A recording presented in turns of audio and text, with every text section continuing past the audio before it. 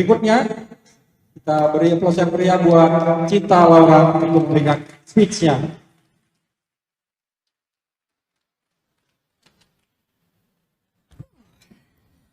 Selamat pagi para hadirin yang saya banggakan dan muliakan. Terima kasih atas kesempatannya pagi ini untuk berbicara. Jujur, saya rasa seringkali Pancasila dibicarakan dari sisi yang sangat abstrak sehingga susah dimengerti oleh orang awam seperti saya sendiri. Dan saya harap pidato saya hari ini dapat dimengerti oleh semua. Pancasila. Sebuah kata yang sering diucapkan tanpa penghayatan yang tulus akan artinya. Kadang terasa seakan kata tersebut disalahgunakan, dimanfaatkan demi terlihat nasionalis, empatis, dan penuh kebajikan di mata publik. Seakan seperti prinsip bangsa kita diatasnamakan demi popularitas dan kepentingan pribadi.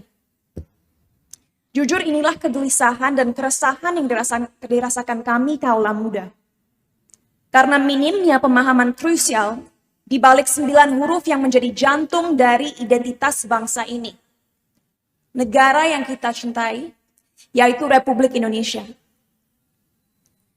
Pancasila melambangkan sebuah ideologi negara yang merangkul dan memandang setiap penduduknya setara. Dengan tujuan untuk membina dan membangun negara yang tidak ditujukan untuk kelompok masyarakat tertentu baik atas dasar kelas, agama, ras, atau budaya. Namun pada kenyataannya apa yang terjadi di sekitar kita sekarang? Hak manusia dalam kehidupan pribadinya dipolitisasi, kebencian terhadap sesama manusia disebarkan atas nama agama. Nama Tuhan digunakan untuk menambah dan memperkuat kekuasaan. Dan yang paling mengkhawatirkan adalah rakyat kecil semakin tersingkirkan. Saya tidak sekedar berbicara dari segi ekonomi, tapi dari segi pengetahuan. Sehingga akhirnya banyak dari penduduk kita mudah terpengaruh cara berpikirnya oleh nilai-nilai yang bertolak belakang dengan Pancasila. Jujur saya sangat gugup berada di sini hari ini, dikelilingi oleh para filsuf, orang-orang hebat yang mempunyai wawasan dan kemampuan jauh di atas saya. Saat menulis pidato ini, saya merasa harus mencari contoh filosofis yang unik dan out of the box agar kelihatan lebih kece atau keren di depan bapak-bapak dan ibu-ibu hari ini. Tapi saya sadar untuk apa mempersulit perbincangan kita hari ini jika permasalahan yang sedang didiskusikan dapat disimpulkan dengan sebuah alegori klasik yang dapat dimengerti semua orang. Kondisi masyarakat kita sekarang mirip dengan perumpamaan Goa Plato.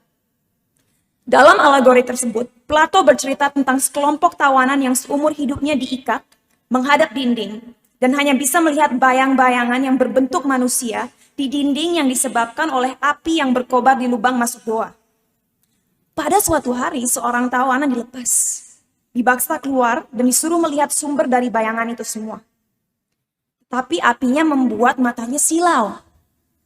Ia lebih suka melihat bayangan karena itu persepsi dunia yang ia mengerti sepanjang hidupnya. Lama-lama ia terbiasa melihat api dan akhirnya keluar melihat matahari. Simbol kebenaran. Dan akhirnya melihat dunia yang sesungguhnya. Saat ia kembali ke goa untuk membebaskan kawan-kawannya, mereka marah dan membunuhnya. Karena merasa bahwa ilusi yang mereka pikir adalah realita telah dihancurkan. Seringkali manusia memilih untuk hidup dalam kegelapan karena kebenaran membuat mereka tidak nyaman. Separatisme, konflik agama, diskriminasi dalam segala bentuk semakin sering terjadi karena arah pandang masyarakat yang dipaksa untuk terpusat kepada bayang-bayang yang menggambarkan sebuah realita yang dipenuhi kebencian, ketakutan, dan kekerasan. Sebuah realita yang membedakan antara aku dan kamu, mereka dan kita, sehingga suara-suara yang berusaha mendorong rasa cinta, kerjasama, dan toleransi dibungkam karena mengancam persekutuan dan kelompok-kelompok yang mendapat keuntungan dari terpecah belahnya negara kita. Sama seperti matahari dalam perumpamaan Goa Plato, sumber informasi dan realita, yaitu kebenaran di dunia kita, dihadang, sehingga masyarakat apalagi rakyat kecil, lebih rentan terjerumus dalam pemikiran yang sesat dan sempit.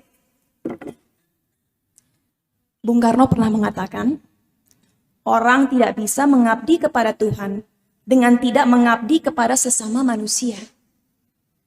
Sila pertama, ketuhanan yang Maha Esa, mengatakan bahwa kita harus menghormati dan bekerja sama antar pemeluk agama dan penganut kepercayaan berbeda-beda dan tidak memaksa suatu kepercayaan kepada orang lain.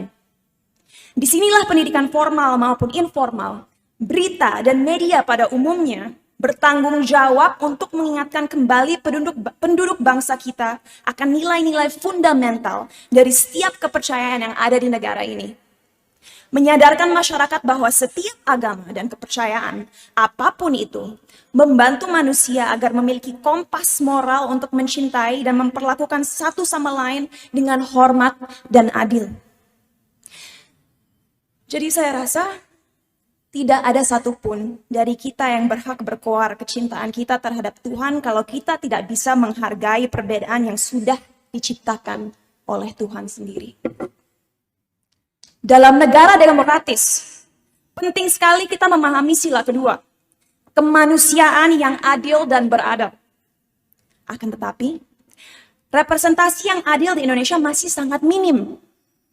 Mewakili generasi Bunda, saya bisa bilang sangat disayangkan bahwa masih jarang sekali seorang perempuan atau seseorang dari suku minoritas atau agama minoritas direpresentasikan dengan kedudukan tinggi dalam sebuah korporasi atau institusi besar, politik maupun media. Akan sangat sulit untuk generasi selanjutnya melanjutkan jiwa Pancasila jika apa yang mereka lihat dalam kehidupan sehari-hari adalah birokrasi yang diatur oleh orang-orang yang sama. Dan ini sangat disayangkan karena berbagai studi lintas budaya menunjukkan bahwa keberagaman dalam kondisi kerja maupun kehidupan pribadi dapat meningkatkan kemampuan beradaptasi, menguatkan cara berpikir kritis, dan meningkatkan produktivitas yang pada akhirnya sangat dibutuhkan bangsa ini agar memiliki sumber daya manusia yang lebih kompetitif dan kompeten agar dapat merealisasikan sila ketiga, yaitu persatuan Indonesia. Yang dibutuhkan bagi kemajuan bangsa ini adalah untuk membangkitkan kembali rasa bangga dan rasa memiliki terhadap Indonesia dari setiap individu, setiap kelompok, setiap penduduk, siapapun mereka. Karena tanpa persatuan yang kuat atas dasar Bhinneka Tunggal Ika, tidak akan ada permusyawaratan yang benar-benar mewakili rakyat dan mengutamakan kepentingan bersama di atas kepentingan pribadi atau kelompok tertentu. Demikian, dengan era yang semakin modern dan dikuasai teknologi, mari kita berikan kesempatan bagi anak-anak muda Indonesia untuk benar-benar mempelajari dan mengerti setiap segi dari sejarah, budaya, dan adat kita. Tumbuhkan rasa minat mereka untuk mengenal warisan budaya yang ada. Biarkanlah mereka bertanya, tumbuhkanlah rasa ingin tahu mereka sehingga mereka tidak mudah dipengaruhi dan dijajah pikirannya. Agar pada akhirnya mereka dapat menghormati hak-hak sesama manusia, apapun perbedaan yang ada. Yang pada akhirnya dapat membimbing negara ini menuju sila kelima, yaitu keadilan sosial bagi seluruh masyarakat Indonesia. Saya bukan siapa-siapa di sini, tapi sebagai warga negara Indonesia, saya yakin kita semua dapat setuju bahwa visi Bung Karno untuk membangun dunia di mana semua bangsanya hidup dalam damai dan persaudaraan adalah suatu hal yang kita semua inginkan. Oleh karena itu, saya menghimbau semua orang yang menyaksikan saya hari ini untuk bersama-sama membuka perbincangan bagi generasi selanjutnya mengenai seberapa krusialnya ideologi bangsa kita bagi perkembangan dan kelangsungan Indonesia.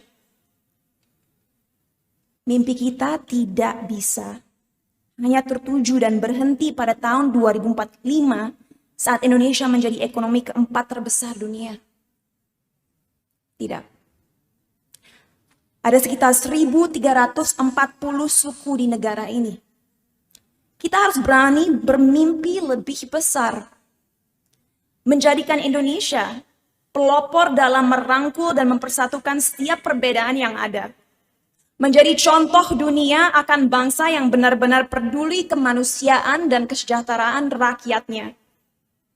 Menjadikan Pancasila sebuah ideologi yang mempengaruhi evolusi dunia. Terima kasih.